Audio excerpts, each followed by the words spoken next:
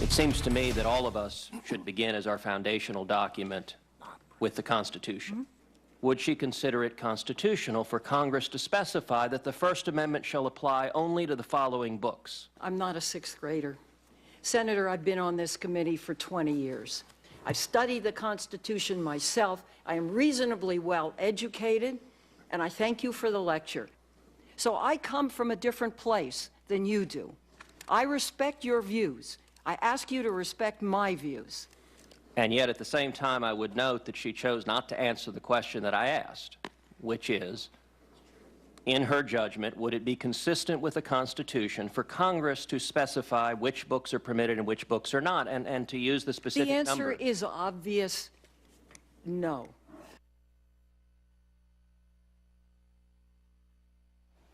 Okay, that went well. Dianne Feinstein apparently still stewing over that nasty tit-for-tat with Texas Senator Ted Cruz, calling him arrogant and patronizing in an interview today to Senator Cruz himself, ready for some responding today.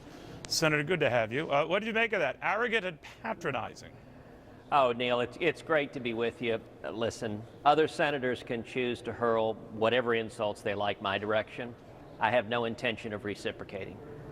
26 million people in Texas expect me to come here every day and represent them, and in particular to raise the sorts of questions that I raised at that hearing, which is, what are the limits of the Constitution?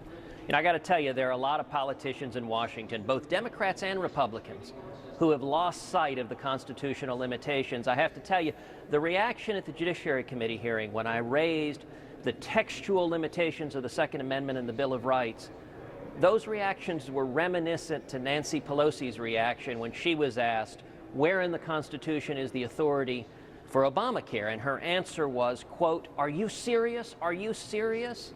There are a lot of people who don't think it's serious to recognize the limits of the Constitution. I think that's the obligation of every one of us. She seemed in her approach to be saying, look here, whippersnapper, I've been around here for whatever it was, 20 years, and you got to learn your place. Now, that's just my interpretation here, but the others have said, as I'm sure it's not news to you, Senator, that as a freshman senator, you're in a unique and special club, and you're not following the rules of decorum in that club.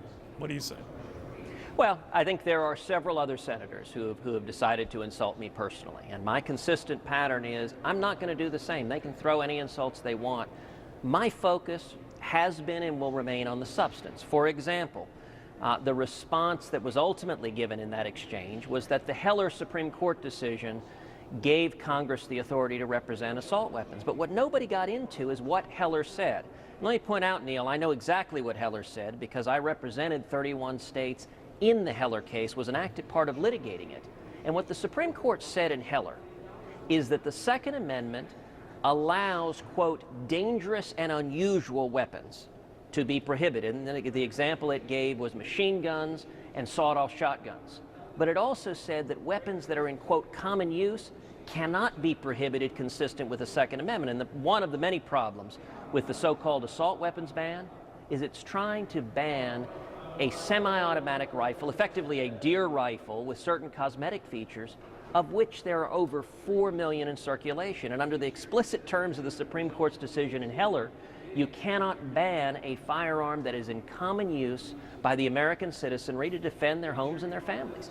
But my focus is on the substance, not on whatever the emotion or anger might be on the other side. I see. But it's not just the other side, right, Senator? I mean, there was a dust-up with Senator McCain, without calling him by name, and the feeling being that you and maybe Senator Rand Paul were sort of representing a new wing of the party that wasn't going to be following, for want of a better term, the old wing of the party. And then it got to be, it would seem like a tit-for-tat between you guys and Senator McCain, an issue I raised with him just a little earlier. I want your reaction to this.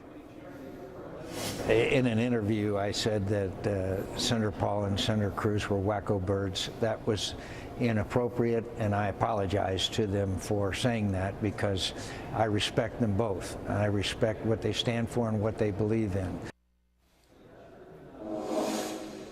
How do you feel about Senator McCain?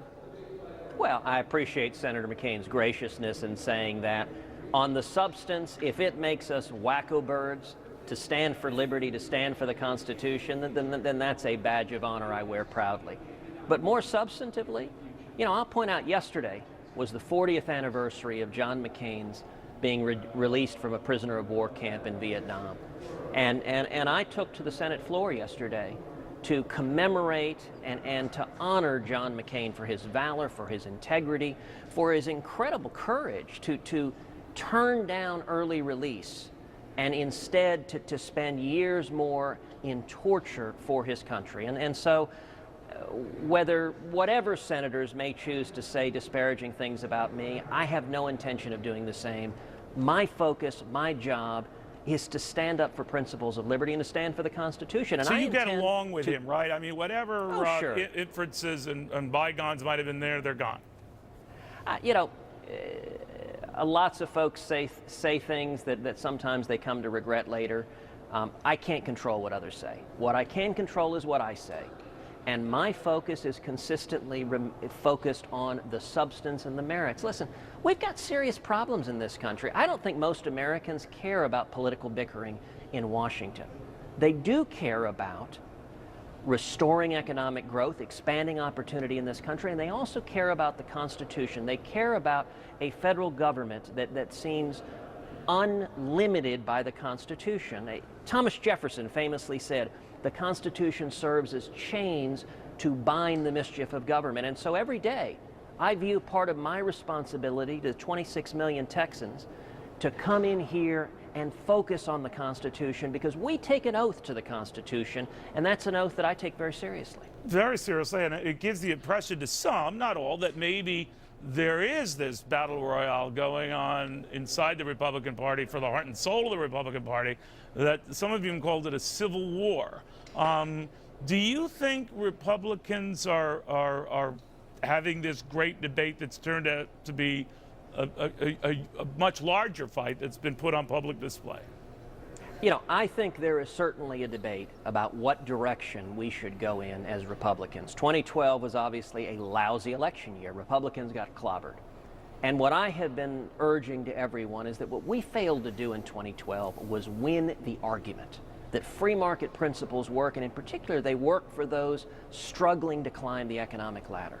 I think every Republican ought to have two words tattooed on their hands: growth and opportunity. We are stuck right now in stagnation. For 4 years in a row, we have had average economic growth of 0.8% a year. We've got to get growth back, and the biggest reason is that it's impacting hardest those who are the least well off among us: young people, African Americans, Hispanics, single moms. Their lives have been made harder because the Obama policies aren't working. If we get back to free market policies that work, it will make it far easier for the people who are struggling to achieve the American dream, and that should be our passion every day. Senator Cruz, thank you very much. Thank you, Neil.